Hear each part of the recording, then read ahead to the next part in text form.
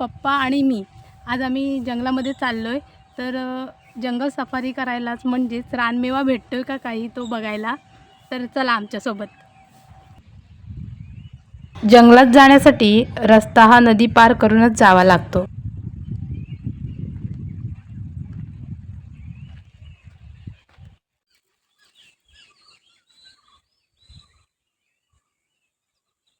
नदीकाठचा परिसर इतका सुंदर आहे की नदीकाठी बसून शांत निसर्ग अनुभवता येतो.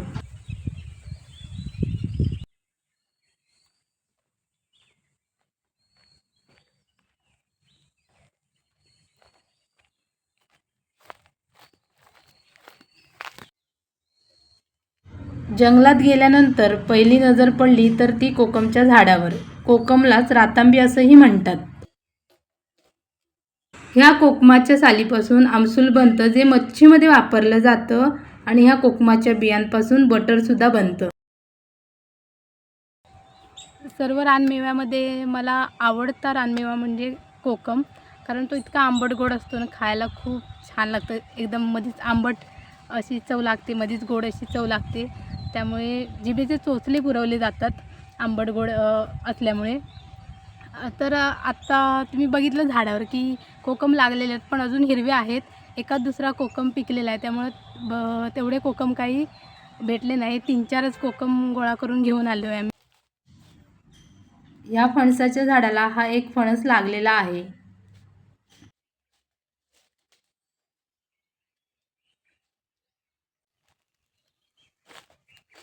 पडलेले आंबे गोळा करण्याची काही वेगळीच मजा असते, कारण झाडावरून पडलेला आंबा पूर्ण तयार होऊनच खाली पडतो. त्यामुळे त्याला खरी गोड चव उतरते.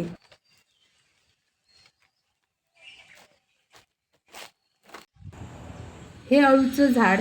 हे अळू पिकले की ह्याच्या छोट्या फोडी करून मीठ लावून सुकवल्या जातात. आणि हा शाळेत असताना आमचा खाऊ असायचा.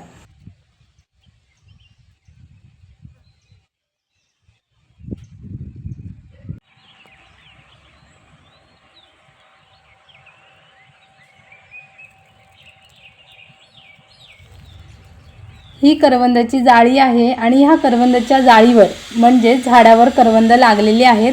काही करवंद पिकलेत आणि बाकी अजून हिरवी आहेत.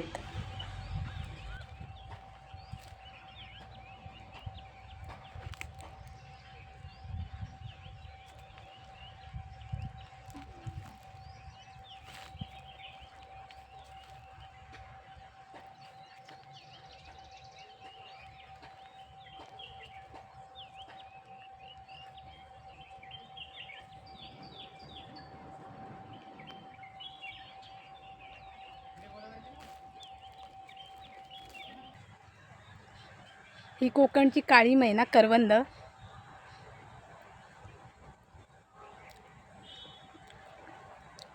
एकाद दुसरं करवंद हे गोड आहे, एकाद दुसरं पूर्ण आंबट आहे. आता वाला गोड आहे.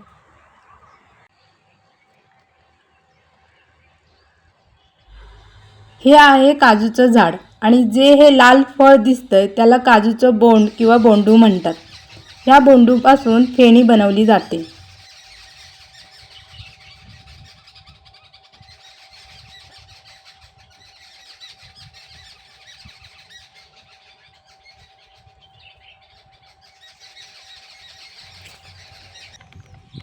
ही लाल आणि पिवळ्या रंगाची काजूची बोंडे आहेत आणि ह्याला खालच्या बाजूला काजूच्या बिया असतात.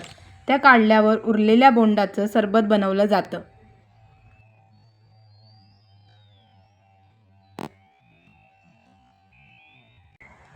असं जंगलात फिरलं आणि काही खायला नाही भेटलं जेवायला वगैरे तरी राहू शकतो, म्हणजे दुपारचा वगैरे, कारण इतकी फळं आहेत की त्याच्यावर पोट भरू शकतोय दिवसभर.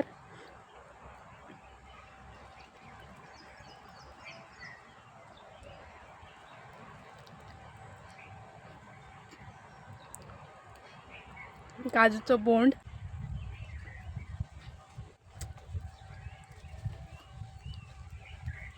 म्हणजे जवळपास पाणी नसलं आपल्या आणि जर काजूचं बोंड तुम्हाला भेटलं तर त्याच्यावर तुमची तहान भागू शकते. आत्ता जसं आम्ही रानमेवा गोळा करण्यासाठी जंगलामध्ये गेलो तसं आम्ही लहानपणी खूप सारं जंगलामध्ये फिरायचो. आता बऱ्यापैकी आम्ही तितकंही लांब जंगलामध्ये आतमध्ये गेलो नाही, कारण जंगल खूप दाट झालेलं आहे. थोड्याफार अंतरावरच आम्ही फिरलो आणि जेवढा रानमेवा भेटला तो गोळा केला. जेव्हा लहानपणी आम्ही जायचो तर खूप लांब लांबपर्यंत जायचो. मग करवंद, जांभळं, आंबे आणि कोकम हे सर्व पिशवी भरून आम्ही घेऊन यायचो घरी.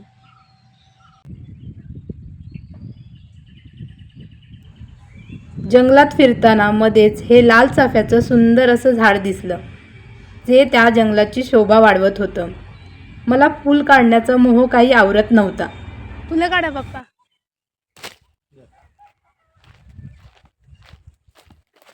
चला. हा, बस. बस, बस. वाव.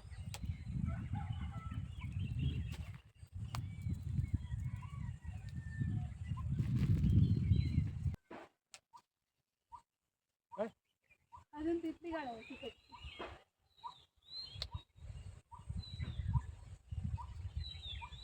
आपण चीक पडतो. हा, बस झाली. हा, बस.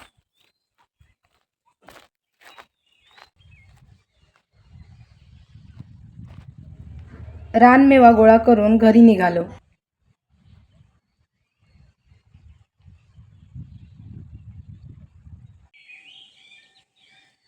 हे ताटात सुकायला ठेवलेलं आंब्याचं साठ म्हणजेच आंबपोळी.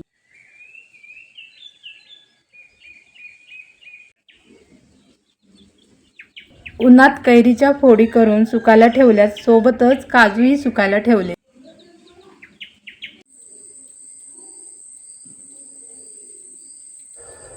लाईक, शेअर आणि सबस्क्राईब नक्की करा.